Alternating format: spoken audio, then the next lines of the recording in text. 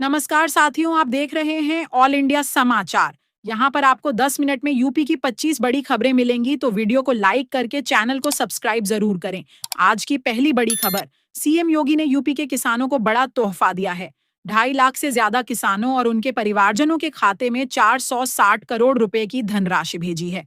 इसमें प्रधानमंत्री फसल बीमा योजना के अंतर्गत 2,51,000 किसानों को 285 करोड़ रुपए क्षतिपूर्ति राशि दी और मुख्यमंत्री कृषक दुर्घटना कल्याण योजना के 3,500 लाभार्थी परिवारों को 175 करोड़ रुपए की सहायता राशि प्रदान की है।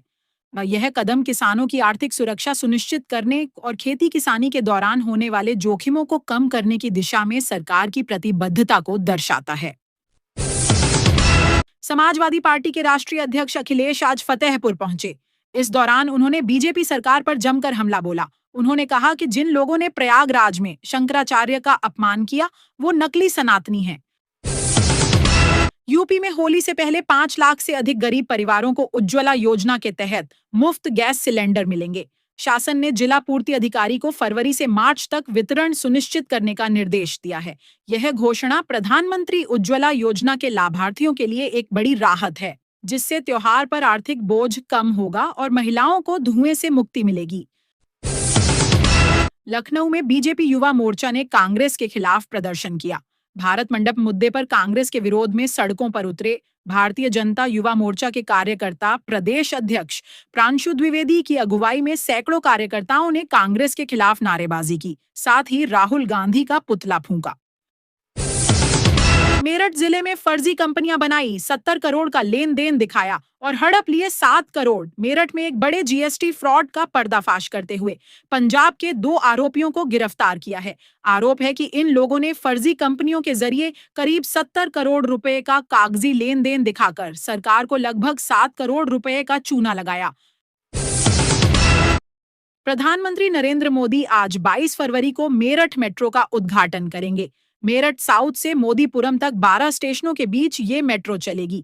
120 किलोमीटर के साथ ये देश की सबसे तेज मेट्रो होगी। पीएम मोदी इसके साथ दिल्ली के सराय काले खां से मेरठ तक रैपिड रेल के पूरे रूट का भी उद्घाटन करेंगे। इससे 82 किलोमीटर का रैपिड रेल यानी नमो भारत ट्रेन का रूट पूरा हो जाएगा। हालांकि दिल्ली एनसीआर को जल्द कई और बड़े तोहफे मिलने वाले हैं। इसका फायदा दिल्ली एनसीआर के करोड़ों लोगों को होगा। बरेली में जिला निर्वाचन अधिकारी अविनाश सिंह ने मतदाता सूची के विशेष गहन पुनरीक्षण की समीक्षा की। महिला और युवा मतदाताओं को सूची में शामिल करने पर विशेष जोर दिया गया है। आज विशेष अभियान दिवस पर घर घर जाकर फॉर्म 06 भरवाए जाएंगे। 18 वर्ष की आयु पूरी कर चुके लोग अब मतदाता सूची में नाम जुड़वा सकते हैं। एआई समिट में कांग्रेसियों के प्रदर्शन पर मायावती बोली, अर्धनग्न प्रदर्शन से देश की छवि को ठेस पहुंची। केंद्रीय मंत्री जयंत चौधरी ने कहा, यह बदतमीजी की पराकाष्ठा है। ब्रजेश पाठक ने कहा, जनता इसका मुंह तोड़ जवाब देगी। अखिलेश बोले, ऐसा नहीं होना चाहिए था। आगरा, कानपुर, लखनऊ, वाराणसी आदि शहरों में भाजपा युवा मोर्चा ने प्रदर्शन किया। धक्का मुक्की हुई, राहुल गांधी का पुतला फूंका।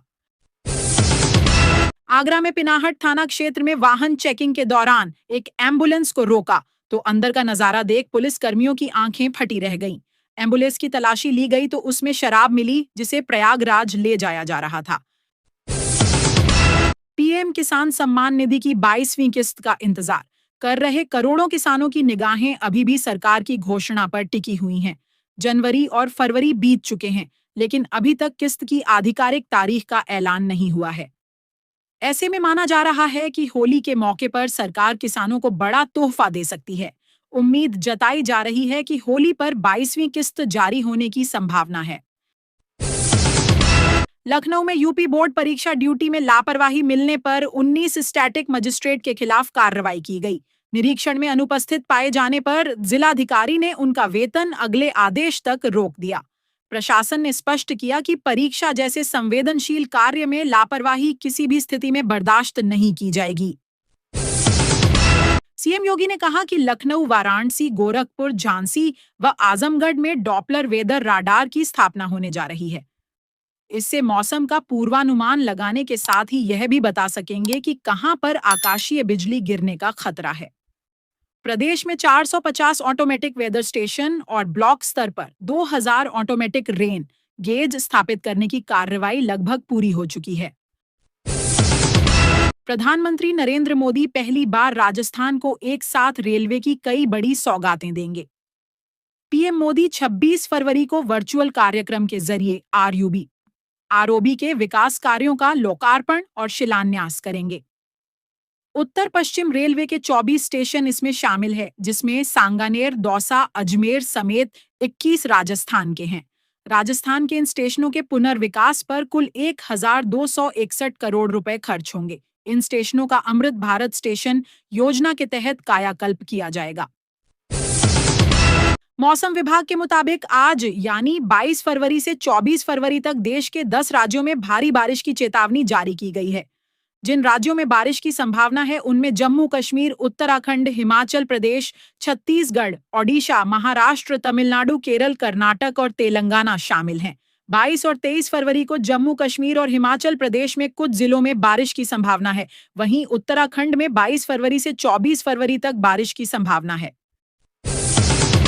मुख्यमंत्री योगी आदित्यनाथ उत्तर प्रदेश को मैन्युफैक्चरिंग हब बनाने के लक्ष्य के साथ सिंगापुर और जापान के 4 दिवसीय दौरे पर रवाना होंगे। वह 33 वैश्विक कंपनियों के प्रतिनिधियों से मुलाकात कर निवेश, तकनीकी सहयोग और औद्योगिक विस्तार पर चर्चा करेंगे। असम के मुख्यमंत्री हिमंत बिस्वा शर्मा ने आज कहा कि भाजपा राज्य की 2 खाली राज्यसभा सीटों पर चुनाव लड़ने के लिए तैयार है, जिन पर 16 मार्च को चुनाव होने हैं, जबकि तीसरी खाली सीट के लिए भी रणनीति बनाने की तैयारी चल रही है। दिल्ली के मॉडल टाउन में 4 मंजिला घर में आग लगी, बाल बाल बचे दर्जन भर लोग।